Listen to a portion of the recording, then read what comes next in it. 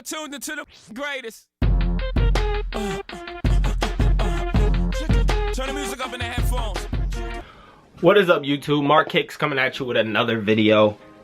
Honestly, just wanted to do, you know, old school here for a while, but I just never got to opening it. The last Yeezy drop. Let's see. Lundmark. Whatever the hell that is. I'm not gonna bore you with another Yeezy 350. This is an interesting colorway. It's kind of like gray slash tan. Yeah, slash brown, light brown. I don't know. It's interesting. I did not pick up for myself. I had a couple friends that needed a pair, but honestly, the only way I was gonna cop was through the cook group, 300 chefs.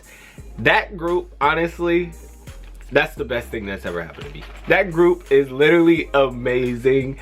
They literally, oh my god. The value you get out of that group, I can't even explain. I can't explain it. It's 300chefs.com, the best group there is. Just so much value, man. But one thing different on this 350 that you may have noticed, let's see if you notice it.